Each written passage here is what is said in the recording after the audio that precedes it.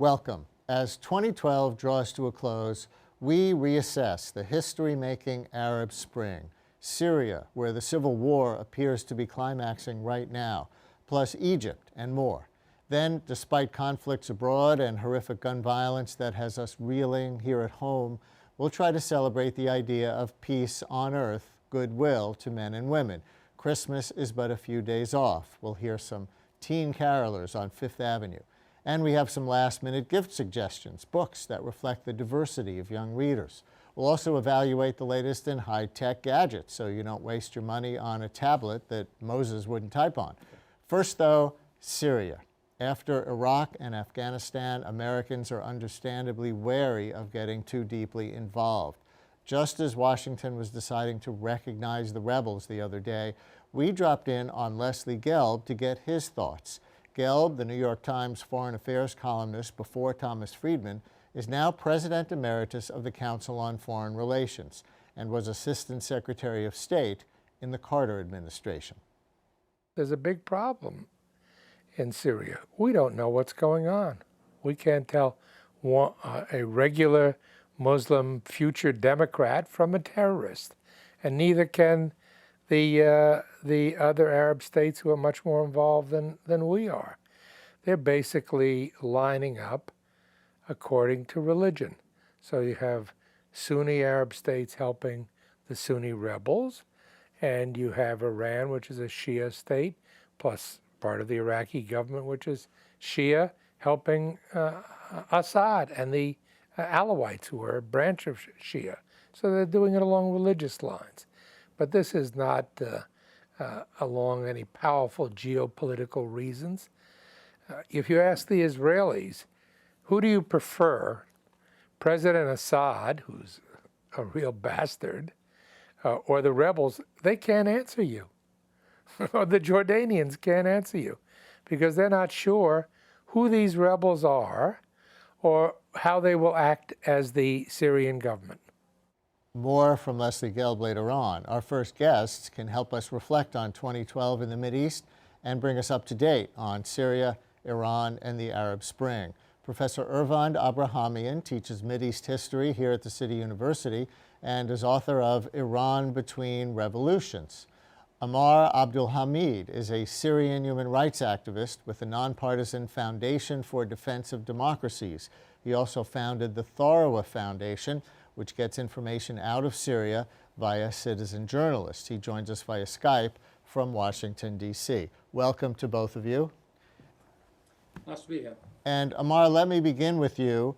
What's your understanding of the latest from Syria, and is the fact that President Obama has now recognized a particular rebel group or rebel coalition, what does that change?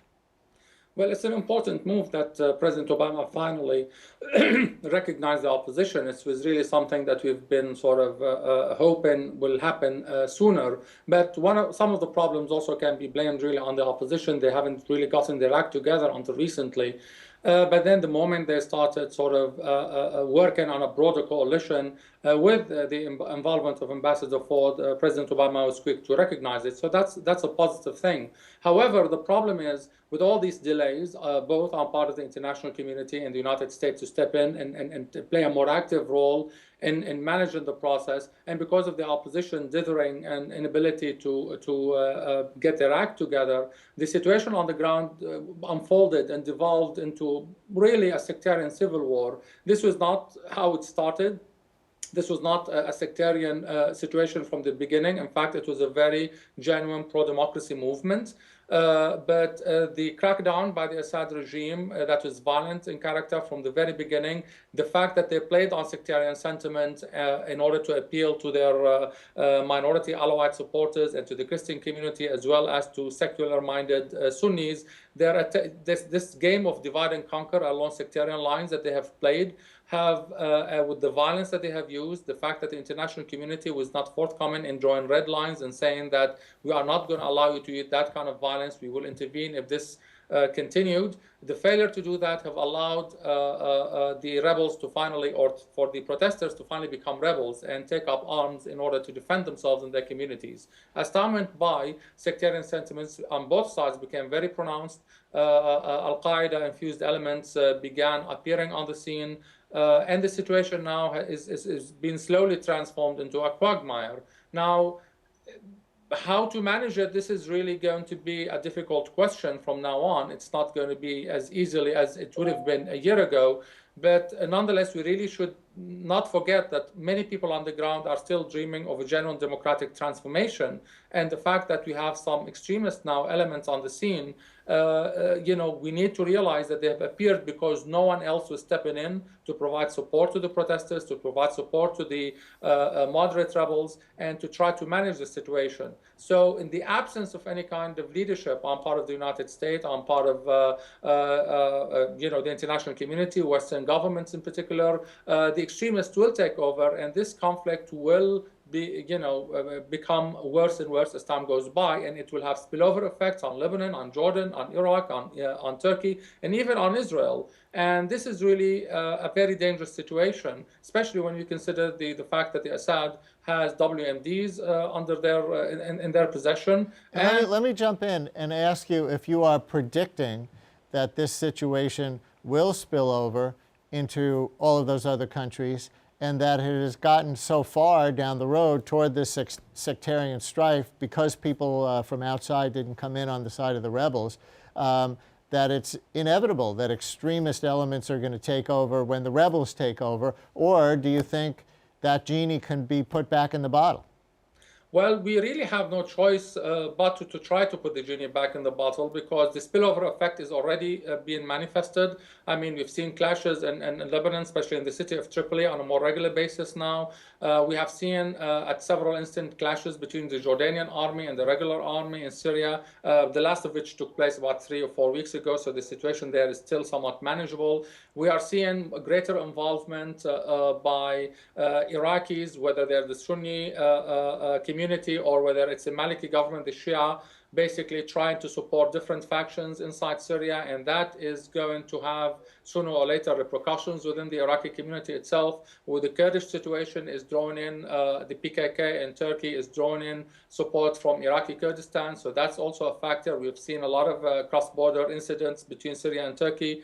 So the spillover, we don't need to predict it, it's already happening. The question is, how bad is it going to get? Right. And obviously, if there is no attempt at containing the situation, it will get as bad as we allow it to. Let me turn to Ervand and ask you, in the clip that we saw of Leslie Gelb, he referenced Iran, which is your main expertise, coming in on the side of Assad as sort of Shiite to Shiite.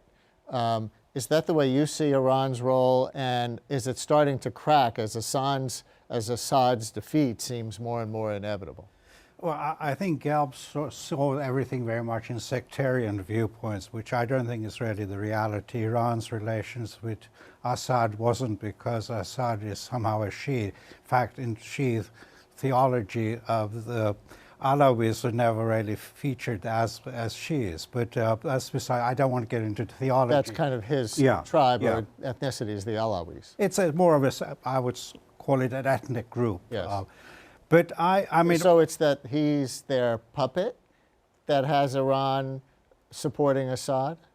Well, Assad is no one's puppet. He's been running his own show. He's got help from Iran, but that was due to, I think, much more to other geopolitical reasons. In fact, Syria was the only country that helped Iran during the Iran-Iraqi war. So there is that relationship. And of course, what brings them together is, of course, the question of Hezbollah. But I don't think at the moment Iran really has much of a role to play in Syria. The question, I think, that the gentleman raised it from Washington is really what's the U.S. role. I think we agreed that Syria is basically collapsing. What we're seeing there is basically the death of a state, like we saw in Iraq. Then the question is what comes after that, and it's what looks in Syria is very bleak, probably as bleak as in Iraq. then the question really is, where does U.S. fit in? Should the U.S. get involved? U.S. is in no position to solve the problem. In fact, the U.S. record in the Middle East hasn't been very good recently. In fact, I would say the crisis in Iraq, the ethnic violence, is very much, in fact, responsibility of the United States. So the U.S. getting involved in Syria is not necessarily going to diminish sectarian conflict. So I would for the first time, agree with Gelb that it's best for the United States not to be dragged into this situation. It's a problem between the Syrian people and the Syrian regime. They should basically sort it out or fight it out. And it's really no concern of the United States to get involved. So, Ammar, being an advocate for liberation from Assad in Syria, how much do you agree with Ervand that the United States might do more harm than good and might as well stay out on your behalf? Well, the problem is this is an argument that has a lot of resonance, especially these days in the United States. The problem is, in the absence of U.S. involvement, there are all sort of other actors who are involved. And you will imagine that this will eventually create a situation where Al-Qaeda could have another new haven, basically, in order to operate and plan its operations elsewhere. And this is something that the U.S. is concerned about. And at the same time, Iran, while it's not, and here I disagree. I think Iran is very much running the show in some parts of Syria at this stage. They have really actively played a role in training the pro-Assad militias, and the U.S. has been saying so because the intelligence services have really been providing information on that. So Iran is really very much involved in this situation, and I think a priori this creates a proxy war with the United States. This creates a proxy war with Israel. This creates a proxy war with the Western world if they really care about containing Iran. So I really don't think it's in the U.S. best interest to stay on the sideline of this. So one way or another, the U.S. is going to get dragged into this situation, and in my opinion, might as well plan for an end game in mind, and might as well be more proactive about it in order to be able to, get some goodwill among the rebels. Because last year, when the situation was still evolving, and when the movement was more a pro-democracy movement, and the armed phase has not really begun at earnest, people were really reaching out to the United States, and there was a lot of goodwill towards the U.S. and the West. And now that disappeared in most circles. But the possibility of reversal, if the U.S. was more sort of proactive about its outreach to the different factions, is possible. And I don't think this is a battle that we can afford to give up on, because always, whenever... Just tell me briefly, and forgive me for interrupting, but we also need to move on to some other countries and, the wide end-of-year view. But when you talk about the U.S. getting more involved, what do you mean? Is it militarily? Is it Patriot missiles against Assad Scud missiles? Is it a no-fly zone? Is it sending arms to the rebels? How far do you want to see the U.S. go in getting involved? One way or another, a no-fly zone is sort of being created now by rebels having access to manpads. It's not 100% yet. There is still a lot of damage being done by the use of MiGs on part of Assad and the helicopter gunships. But the more rebels have access to manpads, they will be able to neutralize Assad's air power. That will create an ability to actually manage the liberated territories, to have a semblance of local governance actually taken over and managing the situation. And that will allow us to create a separation of forces on the ground that, if you want to create dialogue might happen then at that moment. But so long as one side is able to sort of pound with the other and bombard it with this kind of impunity, it's very difficult to imagine that dialogue will take place at any point in the near future. So some kind of managing, arming the rebels, selecting and vetting the right groups is really important. But at the same time, you really need to think of it as part of a strategy that has a political solution in mind, because dialogue at one point, no matter how difficult and impossible it seems right now, is needed in order to bring the situation to a resolution. Ultimately, a political solution is what everyone wants. You're saying it has some military steps involved toward that. Ervand, I want, unless you're dying to react to that, and we know you disagree, I want to pull out to as wide a lens as possible, because this is probably, over the last 2 years, the biggest change and transformation of the Middle East since what, the fall of the Ottoman Empire nearly a century ago? You mean why the sudden Arab Spring? Yes. Well, I'm just saying that this does seem to be the biggest region-wide transformation since probably the end of World War I. Now we're seeing the end of the despots one by one, and I'm curious how you think the narrative should begin for in 2011 and 2012, the region began to change from this to this. Well, I think what you see throughout the area is anti-autocratic movements. Basically, for 2 generations, you've had military regimes throughout the region, with some exceptions, and basically they've become bankrupt, intellectually, politically bankrupt. So it's basically a public protest throughout the region. But having said that, the outcome I don't think is necessarily the same in each country. The result could be very different from Egypt to Tunisia to Syria. So we shouldn't be too optimistic about what is going to be the final product. So let's look briefly at a number of different countries. Egypt, of course, very much in the news as the year comes to an end, between votes on the Constitution, and it seems to represent different things to different people. On the one hand, here's a democratic process where people are voting. This wouldn't have happened under Mubarak on whether to have a particular constitution or not. On the other hand, it's being seen as Morsi and the Islamic Brotherhood, the Muslim Brotherhood, kind of muscling this in. How do you see it? Well, I think they're actually quite optimistic. I'm quite optimistic about Egypt, despite the divisions, and clearly whatever constitution is passed will not have the, you could say, the consensus. But the fact that people are still talking within the same framework and the conflict is predominantly political leaves room for optimism. But in places like, for instance, Syria, Libya, Iraq, what we've seen is basically staticide, the destruction of the state. And those states really didn't have that much legitimacy. So what comes after that could be very much a long-term chaos of ethnic cleansing, basically mini genocides, of really long periods of anarchy. We're seeing it already in Libya. Of course, Iraq, we've seen it for the last almost 8 years. Well, what about Iraq? Because it's now been exactly a year, as of December 31st, that the last U.S. combat troops pulled out.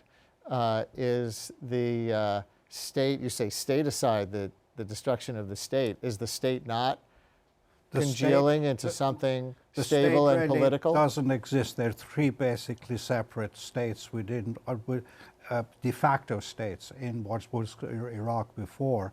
What we call the Iraqi state is really around the Shia areas, the Baghdad area. Of course, the Kurds really have their own state in the north, and Anbar, the Sunni region, is more or less autonomous. And the long-standing problems of Iraq have not been solved. They've been kicked down the street, basically, and the ethnic divisions there are as bad now as ever before. So what the U.S. has left behind is really a destruction of the state there. And what about Tunisia, where it sort of all began with that one street vendor, Mr. Moazizi, setting himself on fire, and the whole ripple effect after that in Tunisia, and then Egypt, and then on and on and on. There was such optimism about Tunisia. I'm not sure people have that right now. Again, Tunisia is, I think, closer to Egypt, because there again there are divisions, but it's still within the consensus of the state. I think it's partly because the state is itself considered legitimate. It does have its historical roots there, and there's considerable middle class that basically speaks the same political language. But you don't get that in Libya, and of course not in Iraq. I had lunch with some Tunisian journalists recently, and they were very concerned that the radical Islamist elements in Tunisia, though they represent very little of the population, were gaining a lot of power. Do you see it that way? It is, of course, in the southern part, in the more rural parts, that's where the Salafi, you can say the fundamentalist movement is strongest. But that's a sort of issue that could be easily solved by a European type of Marshall Plan. A few $1 billion go a long way in Tunisia. If that help was extended, those sort of issues, economic impetus for the much more radical movement could be basically harnessed. Well, transformational times throughout the region, different country by country, as we've been hearing. Thank you very much for joining us. Thank you. Earlier, we heard ex-New York Times columnist Leslie Gelb express caution about taking sides in Syria. We also asked Gelb, who served in the Defense Department in the late 60s and as Assistant Secretary of State for Jimmy Carter, if he had any regrets about his past support for American interventions. He said, Well, mainly I was a product of the foreign policy establishment. I got a Harvard PhD, worked for Senator Javits, worked in the Pentagon. I was very much the establishment and had the same outlook as my colleagues. Namely, we were in a confrontation with the Soviet Union, and there wasn't a mouse that roared anywhere in the world that didn't call upon us to take some strong action, often military action. And it took me a long time to realize that I was imposing my American reality on the world rather than looking at the world. Vietnam, for example, was to me a square on the strategic chessboard in the competition against Moscow and Beijing. It was not Vietnam. I didn't know anything about Vietnam. And I realized my colleagues who were making those decisions didn't know anything about Vietnam either, just like they didn't know about Iraq and Afghanistan. We make these decisions without much knowledge at all of the countries we're getting involved in to help. And when that kind of obvious fact hit me like a thunderbolt, I began to change my own thinking. Now, don't get me wrong, I'm not talking about eliminating American power. I want us to be powerful because I think lots happens in the world that if we don't help to deal with it, just never will get dealt with. So I want us to be strong, but I want us to exercise our power in a sensible way. And getting involved in civil wars in other countries with U.S. land forces doesn't strike me as very sensible. Leslie Gelb is President Emeritus of the Council on Foreign Relations and author of Power Rules: How Common Sense Can Rescue American Foreign Policy. Christmas is just a few days off, but there is still time to run to the store. If it's the right bookstore, it can make a difference in a young person's life. It's thought that a book that reflects the likeness of a child and her family can encourage that child to become a reader and advance her education. In one of the most downloaded TED Talks ever, Nigerian author Chimamanda Ngozi Adichie told her story of discovering that books could have characters that looked like her. So I was an early reader, and what I read were British and American children's books. I was also an early writer. And when I began to write at about the age of 7, stories in pencil with crayon illustrations that my poor mother was obligated to read, I wrote exactly the kinds of stories I was reading. All my characters were white and blue-eyed. They played in the snow. They ate apples. And they talked a lot about the weather, how lovely it was that the sun had come out. Now, this despite the fact that I lived in Nigeria. I had never been outside Nigeria.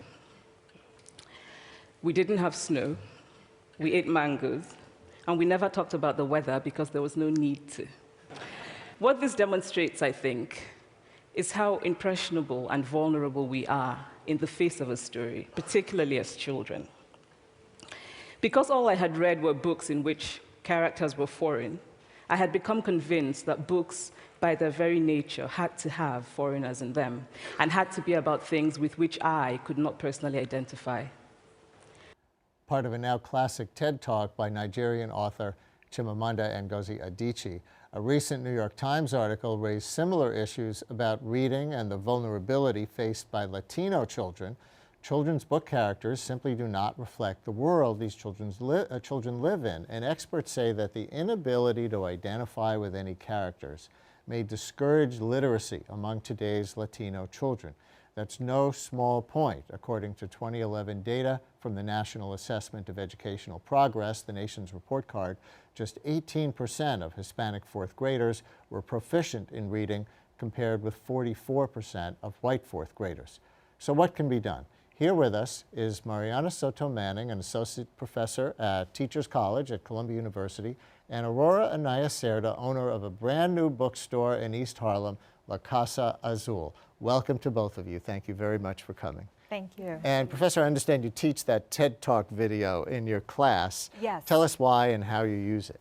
Well, a single story is very dangerous, especially when it doesn't include children who have been historically excluded from schools. Single story. You Yes. use that phrase. It has a particular meaning. Yes, and she does as well. A single story is the story of book characters being white, speaking academic English, being in nuclear families, and really having experiences that don't really resonate with a lot of the experiences that young children in schools have today.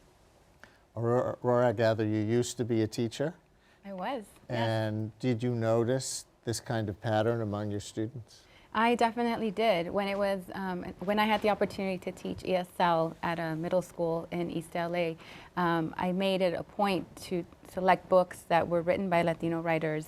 And I chose specifically one, Gary Soto, because I saw how much the children and the students did relate to the experiences, and how much, after we read that initial book by a Latino writer, they were more interested in the history that we had just learned through the book, and they actually wanted to read more based on something that reflected their culture and their language and their experience as immigrant children. And Mariana, is there research on this? Is there data on this? Or is it something that's anecdotal and intuitive?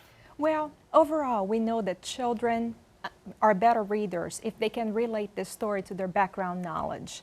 So if we think of Latino children having background knowledge on code switching, Spanish, and a variety of Latino-related experiences, their home experiences, if the books reflect those, they will be better able to understand.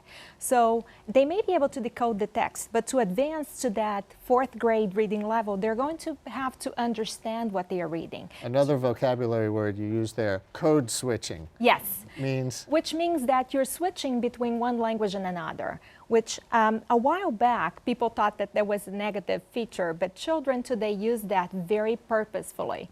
And they switch between English and Spanish quite a bit to communicate with others. Tell us about your bookstore, La Casa Azul, first for people who don't speak Spanish or are not bilingual. Sure. Please translate. Absolutely. Well, La Casa Azul bookstore, which means the Blue House, was named after the artist Frida Kahlo. And we've been open since the summer. We're 6 months old.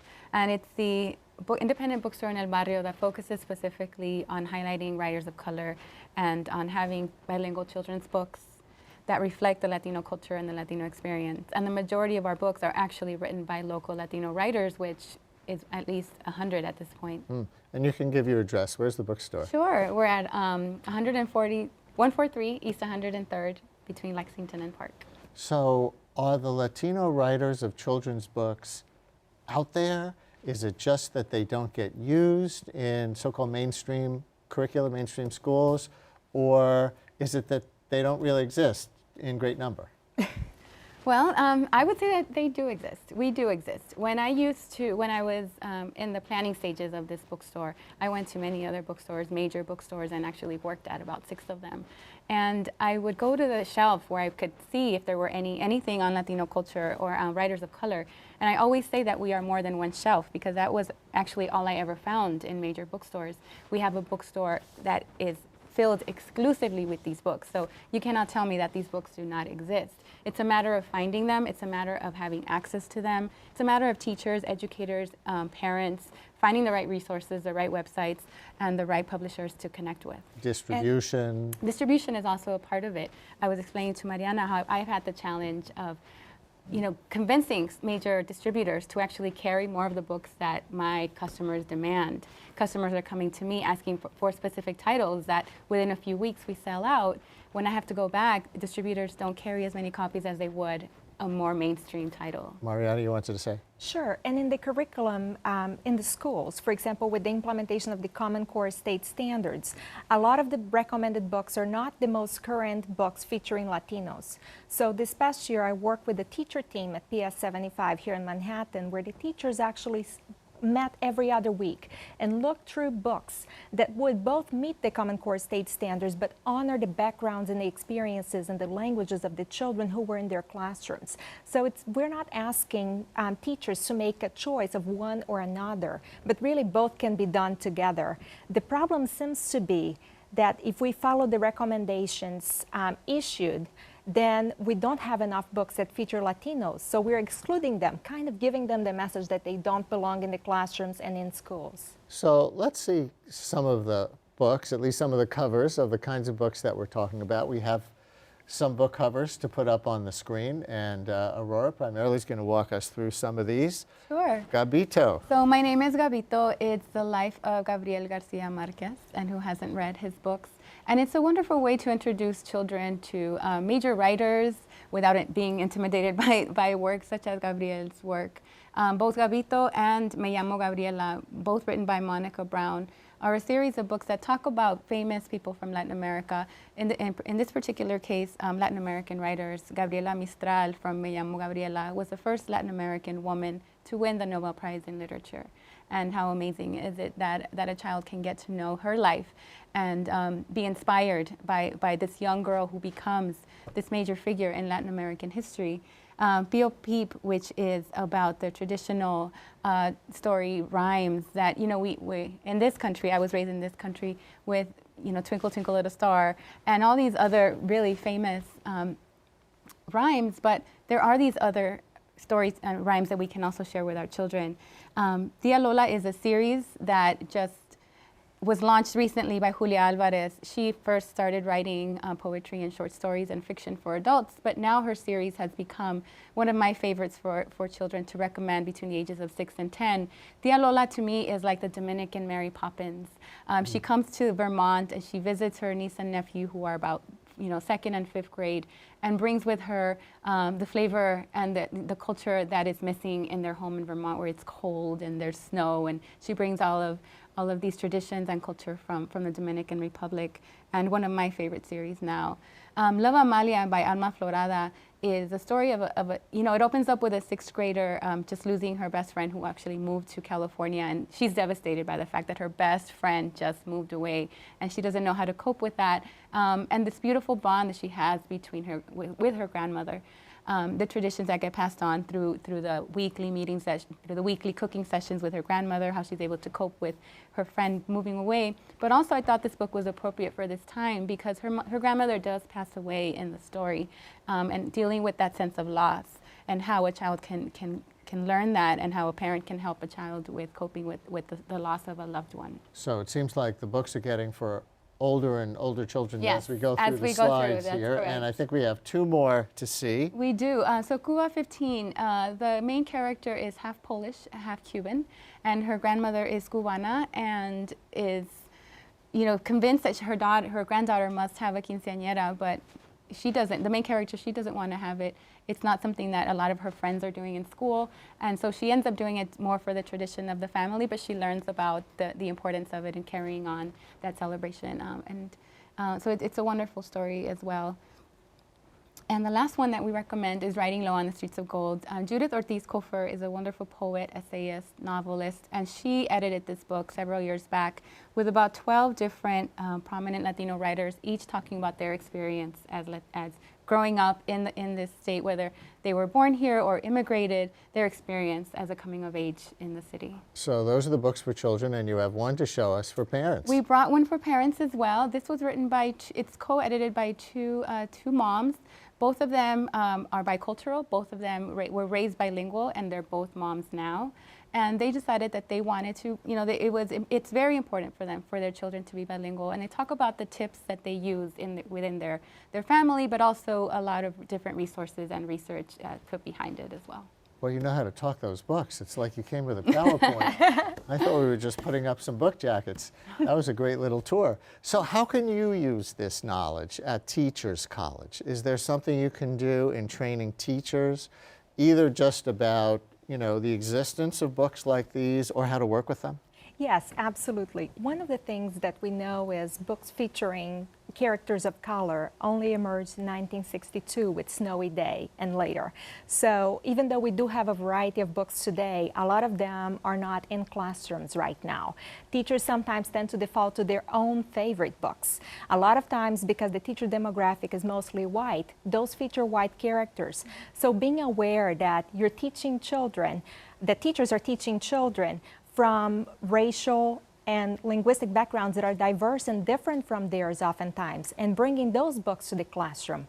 Also books in multiple languages, because right now I was just conducting a study in a school, and one of the children said, if I want to read books that I like, I have to read in English. If I want to read in Spanish, I have to read books that I don't like. So instead of asking children to choose between language and interest, we need to provide them with books that allow them to grow as individuals, to build on their strength, on their linguistic strength. So teachers need to get to know these books and get to know really the power of children, not only being able to decode words, but being able to understand what they read. And the Latino community itself is diverse. Yes. So you showed us a book about a Cuban-Polish girl, was it? Right. And Dominican the book, family. the Dominican, the Julia Alvarez. Right. And so do they all relate to each other, or is Latino just a label that others put on, many large diverse groups? Right. Well, the Latino community is very diverse. We get customers that come into our store from Bolivia, from Peru, from Puerto Rico, and they're all looking for the same thing. They're all looking for these books that connect to their culture, that connect to stories that they grew up with. Does a Bolivian kid reading about a Dominican kid feel like she's reading about us or like about somebody else? I would say that it depends on the book, but there is that connection, especially with language. That is something that we all do share. And for me in particular, seeing books growing up that reflected my culture and words that I grew up with, and finally seeing them, not just listening to them at home, but seeing them in a book gave me that extra validation that I didn't feel I had before. Mariana, go ahead. And I think one of the things that we need to pay attention to is these books are not just great for Latino kids, but for all kids, to expand their understanding and to really break down stereotypes around Latinos. That, for example, Latino women tend to be nannies, and a lot of them get labeled as such. As the mother of a young boy in a school, I went to pick up my child one day, and one of his friends asked, "Is that your nanny?" And he said, "No, that's my mother." And I think it's important for us to challenge these understandings that children have, not just provide them with one narrative that Latinos are this very similar group. We're not. So by expanding their reading choices and their horizon, they really learn a lot, and they learn to become more appreciative of differences and to challenge their assumptions about Latinos and about bilingualism. So how good is the New York City Public Schools, to the extent that you know, in setting up a literature curriculum that is diverse in this way, so kids of various backgrounds get exposed to literature about or by people of other backgrounds? It's hard to talk about the New York City schools as a whole because there is a lot of autonomy of particular schools.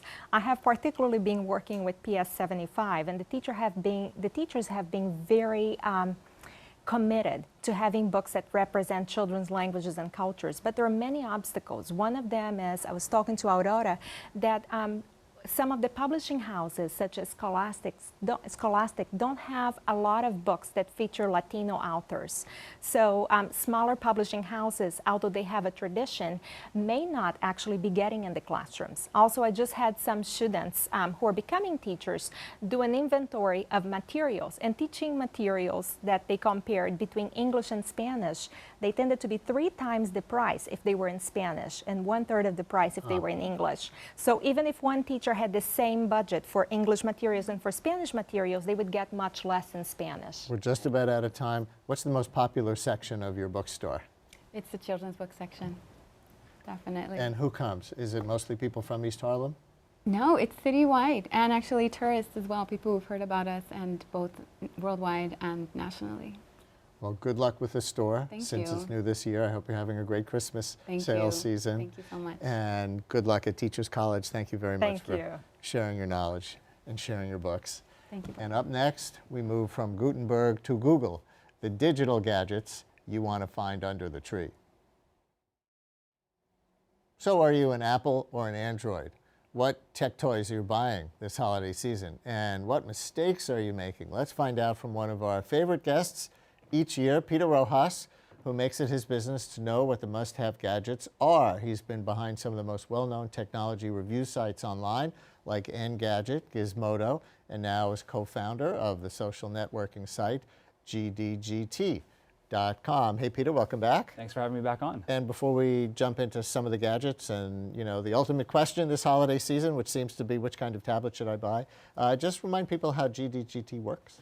So we're a site where people can go and post reviews of their gadgets, create lists of the gadgets that they own and the ones that they want. And then we also, a little bit like a Rotten Tomatoes or a Metacritic, we aggregate reviews from across the web to help score products, to help people figure out what's the best one to buy.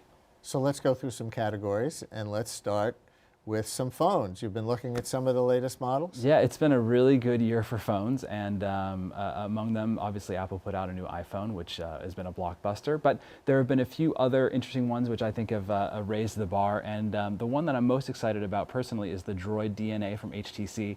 Now, this is a phone with the first 1080p display, so it's the highest resolution phone like screen you can get on a mobile device. And besides the rich, kind of crisp imagery, when you look at text, everything just looks amazing. There's everything is very sharp and in focus, and so if you do a lot of reading, it's nice. It's a 5-inch screen, but the phone actually is very light and feels very good in the hand, and despite having such a large display, doesn't feel too big at any point. Is it bigger than an iPhone? It's actually, the iPhone has a 4-inch screen now, and so this is an inch larger. So it's significantly larger. When you compare it side by side with an iPhone, you can really tell the difference. And how about the operating systems, Android versus the Apple iOS? Well, Android has come a long way this year. Obviously, each Apple introduces a new version of iOS, which is the operating system for iPhone and iPad every year. And Google introduces new versions of Android at least once a year. Sometimes they release updates more frequently than that.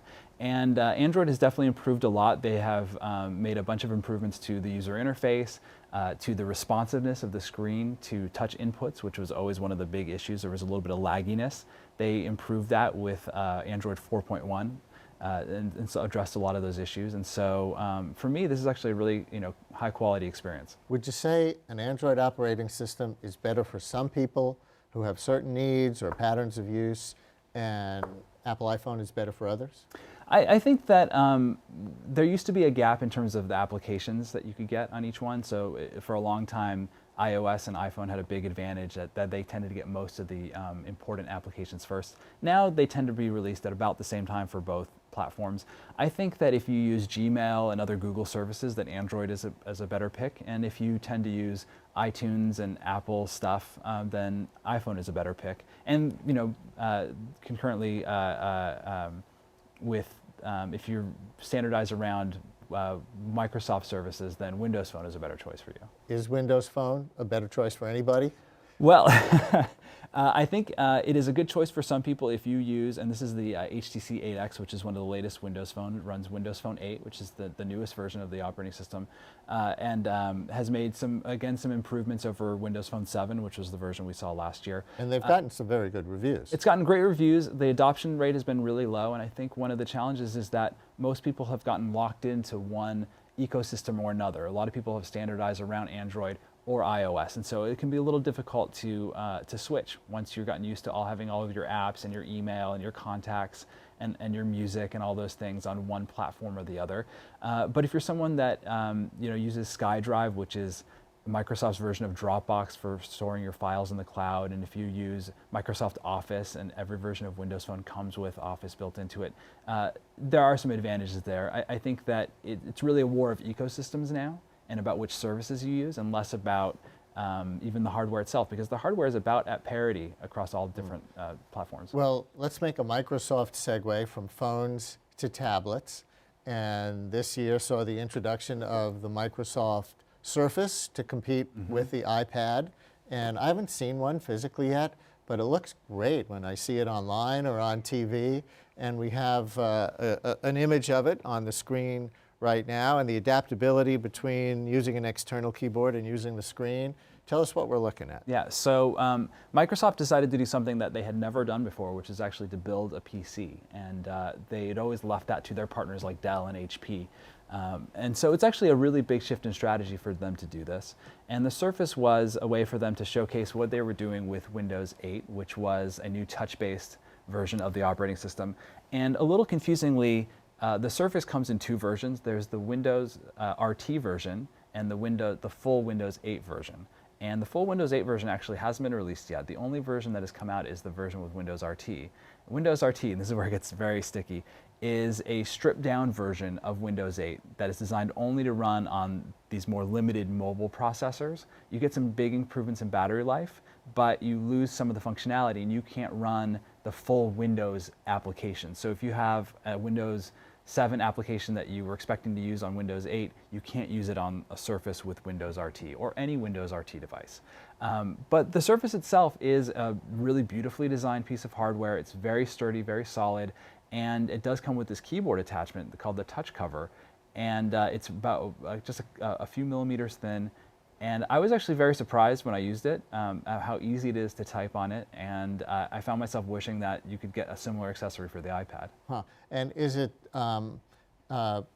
catching on? Does it have the same, sales problem as the Microsoft Windows 8 phone? That is, it may be a fabulous piece of hardware, but nobody trusts it. So sales have been, uncool. Sales have not been spectacular. From what I understand, that they have actually cut their order in half. I mean, this is a rumor that is out there. Well, obviously, Microsoft's not confirmed any of this. And so their original strategy was to sell the Surface just at their chain of Microsoft stores, of which there are only a couple of dozen across the country, and at pop-up shops at different retail locations across the U.S. That hasn't worked out, and so they are going to be sold in Best Buy and other locations, beginning very soon. I think Microsoft realizes that they need to have to get this thing in front of a lot of people, but the real issue is that they didn't knock it out of the park with the first version.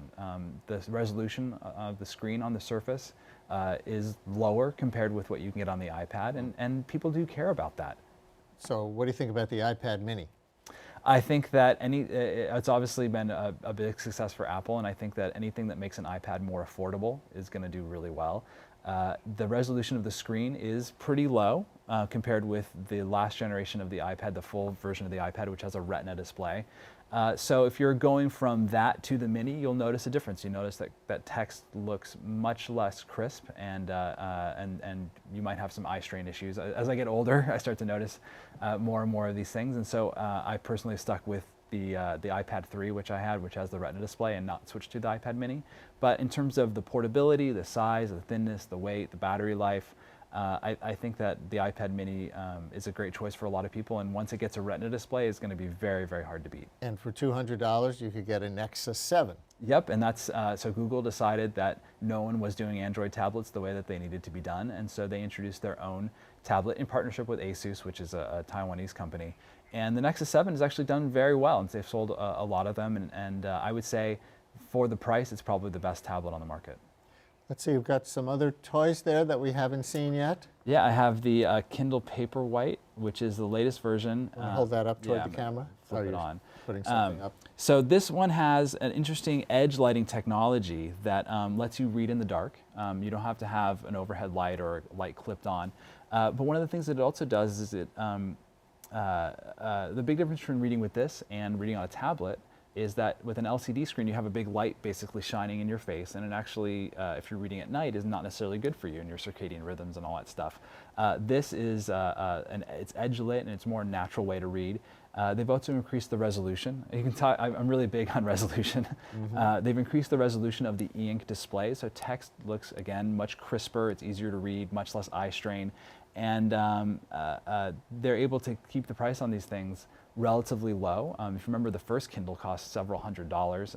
This is, I think, $119 for the Wi-Fi version. And it's black and white, right?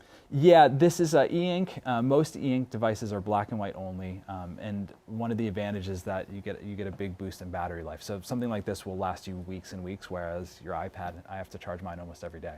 So what's the little box you have with you there? Is that an audio device? So this is something that I wasn't expecting to see or play with this year, which is it's the AK100. It's from iRiver, and it is an audiophile quality portable audio device. I don't want to call it an MP3 player. It will play MP3s, but to get the full high studio quality sound, the 24-bit sound, you have to actually play a different kind of audio file. They have, it's called an MSQ.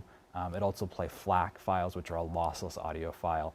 And this thing costs $700, so it's not for the average person. That's an expensive iPod. And one of the things that I discovered from using this is that most of the headphones that I own are terrible. And you have to have a really nice, I mean, you have to spend not just $700 on the device, you're going to have to spend a few $100s on a nice pair of headphones. Audiophile headphones. Exactly. Right? Which don't, the limitations of most headphones don't get revealed by the typical iPod or other MP3 player. Most people don't know what they're missing. And listening to some of this music, I was surprised to see how much of the richness and depth of the music I'd been missing by just listening to MP3s for so many years. Do you have favorite headphones, the Beats or anything? I'm not a big fan of the Beats. I really like Shure Studio Series headphones, but there are a lot of great options out there right now.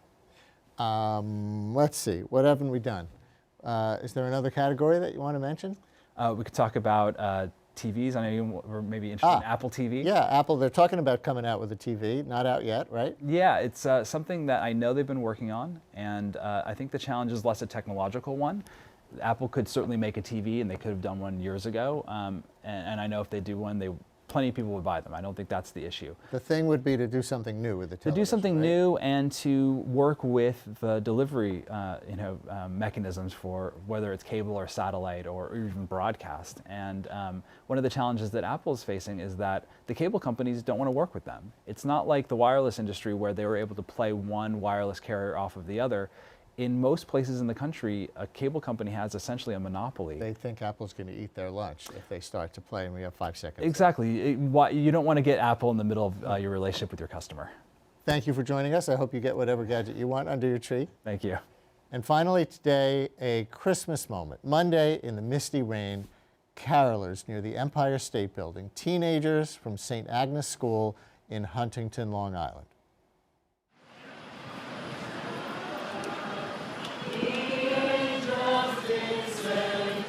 Was too certain for shepherds in fields as they went, in fields where they lay keeping their sheep on a cold winter's night that was so deep.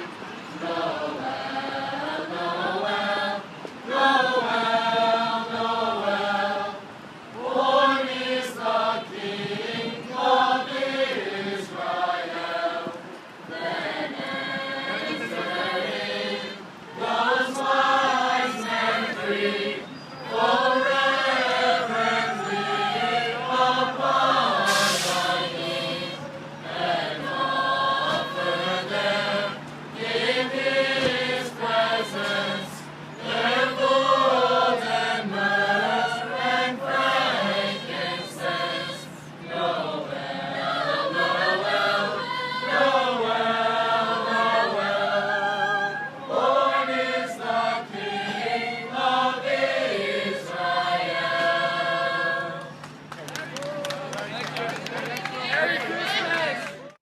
And by the way, that was shot with an iPhone 5. Not bad, eh? The St. Agnes High School chorus from Huntington. And let me tell you something else about Monday morning this week, something I saw that I usually ignore.